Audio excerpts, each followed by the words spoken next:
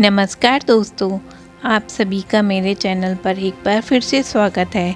पापनकुंशा एकादशी व्रत संपूर्ण कथा का पाठ करने से मिलता है विष्णु धाम में उत्तम स्थान। अश्विन मास के शुक्ल पक्ष की एकादशी तिथि के दिन पापनकुंशा एकादशी का व्रत रखा जाता है।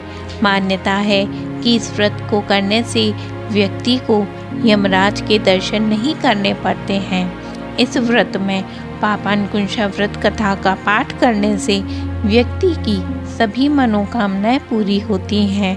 तो आइए मैं आपके समक्ष प्रस्तुत करती हूँ पापनकुंशा एकादशी व्रत कथा। प्राचीन समय में विंध्य पर्वत पर क्रोधन नाम का एक बहेलिया रहा करता था।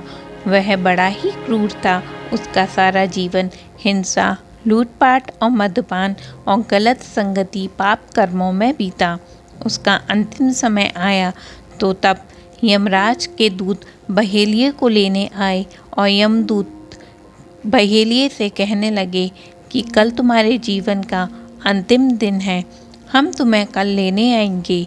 यह बात सुनकर बहेलिया बहुत ही ज़्यादा भयभीत हो गया और महर्षि अंगिरा के आश्रम में पहुंचा और महर्षि अंगिरा के चरणों पर गिरकर प्रार्थना करने लगा।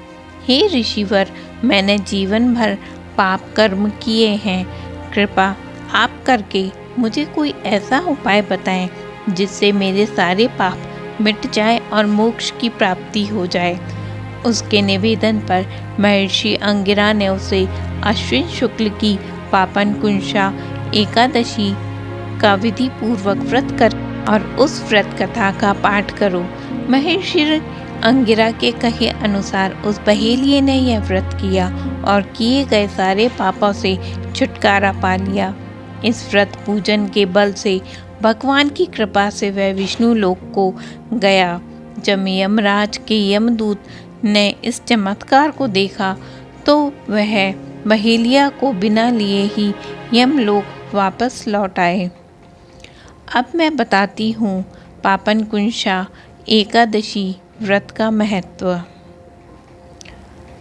अर्जुन कहने लगे कि हे जगदीश्वर, मैंने अश्विन कृष्ण एकादशी अर्थात इंदिरा एकादशी का सविस्तार वर्णन सुना। अब आप कृपा करके मुझे अश्विन यानी क्वार माह के शुक्ल पक्ष की एकादशी के विषय में भी बताइए। इस एकादशी का क्या नाम है? इस व्रत का क्या विधान है? इस व्रत को करने से किस फल की प्राप्ति होती है? कृपया यह सब मुझे विधि विधान पूर्वक बताइए। तब भगवान श्री कृष्ण ने कहा, हे कुंती नंदन, अश्विन माह के शुक्ल पक्ष की एकादशी का नाम पापनकुंशा एकादशी है। इसका व्रत करने से सारे पाप नष्ट हो जाते हैं तथा व्रत करने वाला अक्षय पुण्य का भागी होता है। अश्विन शुक्ल एकादशी के दिन इच्छित फल की प्राप्ति के लिए भगवान विष्णु जी का पूजन करना चाहिए। इस पूजन के द्वारा मनुष्य को स्वर्ग लोक की प्राप्ति होती है। हे अर्जुन, जो मनुष्य कठिन तपस्याओं के द्वारा फल की प्राप्ति करते हैं वह फल इस एकादशी के दिन क्षीर सागर में शेष नाग पर शयन करने वाले भगवान विष्णु जी को नमस्कार कर देने से मिल जाता है और मनुष्य को यम के दुख नहीं भोगने पड़ते हैं। मनुष्यों को पापों से बचने का दृढ़ संकल्प करना चाहिए।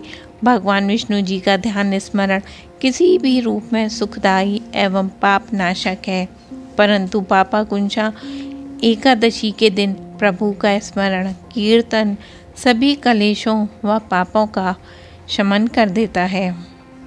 आप सभी का दिन मंगलमय एवं शुभ हो और भगवान हरि की कृपा आप सब पर बनी रहे।